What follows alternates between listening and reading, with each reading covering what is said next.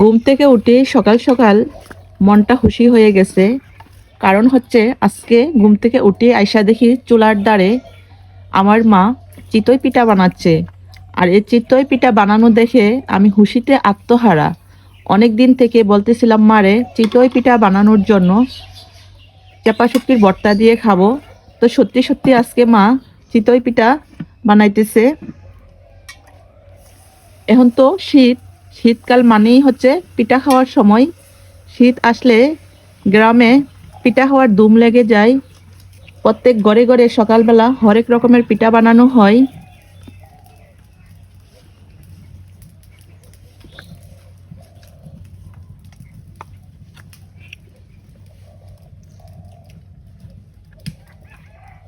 আজকে কাঁচামরিচ দিয়ে ধনিয়া পাতা দিয়ে চাপা শুটকির ভর্তা বানানো হবে, চিতই পিঠা দিয়ে খাবো।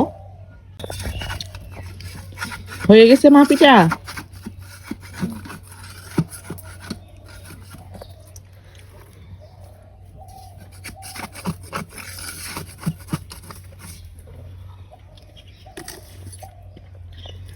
গরম গরম দোয়া ওটা চিতই পিঠা, খেজুরের গুড় আর হচ্ছে চাপা শুটকির ভর্তা।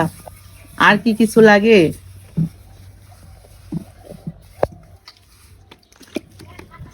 খালি খাই গরম গরম। দোয়া উঠতেছে, নরম হয়েছে তোমার পিঠা, মজা লাগে।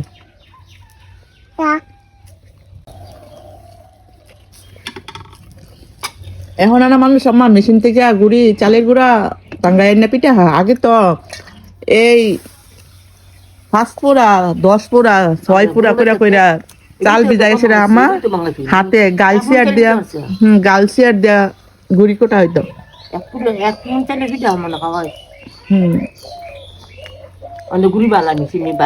কিন্তু হাতের গুড়ি পিঠা মজা হয় বেশি দিদি। এই হচ্ছে চিতই পিঠা। আমরা গ্রামের মানুষ সাধারণ খাবারগুলোকে অসাধারণ করে ফেলি। হয়তো আমরা প্রত্যেকদিন পোলাও কোরমা এগুলো খাইতে পারি না। আমি শুটকিগুলোকে ভালোভাবে ধুয়ে তাওয়ার মধ্যে দিয়ে দিয়েছি, এখন এগুলোকে ভালোভাবে ভেজে নিতেছি। আর এদিকে মা ভর্তা বানানোর জন্য সবকিছু নিয়ে বসে গেছে। এই যে কাঁচামরিচগুলোকে ভালোভাবে ধুয়ে ফেলে নিচ্ছে মা, এখন এগুলোকে পাটার মধ্যে বেটে নিচ্ছে। আর এদিকে ধনিয়া পাতা পেঁয়াজও ভালোভাবে ধুয়ে নিচ্ছে। চাপা শুটকির ভর্তা কাঁচামরিচ দিয়ে কার কাছে কেমন লাগে জানি না, কিন্তু আমার কাছে ভীষণ মজা লাগে। আর চিতই পিঠা হলে তো কোনো কথাই নাই। শুটকিগুলো ভাজা হয়ে গেছে, এদিকে মার মরিচ বাটাও হয়ে গেছে। এখন শুটকিগুলোকে আমি দিয়ে দিব। এই যে আমি গরম গরম শুটকিগুলো দিয়ে দিলাম। দেখে তো আমি লোভ সামলাতে পারছি না। আর ভর্তা আমার খুবই পছন্দ। ভর্তা হলে আর কিছু লাগে না আমার। ধনিয়া পাতা দিয়ে দাও মা।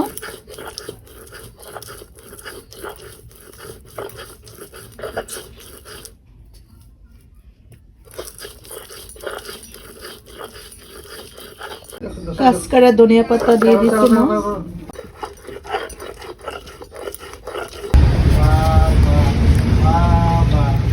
আমরা গ্রামের মানুষের ব্লেন্ডার মেশিন লাগে না, আমাদের পাটার শিল হলে চলে। শিলপাটার মধ্যে পেটে খেতে অনেক মজা লাগে, আর শিলপাটার বড়টাও অনেক মজা হয়।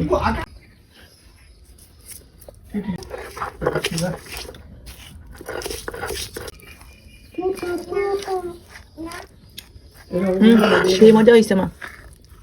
মার ভর্তা বানানো শেষ, এখন সবাই মিলে খাবো চিতই পিঠা দিয়ে।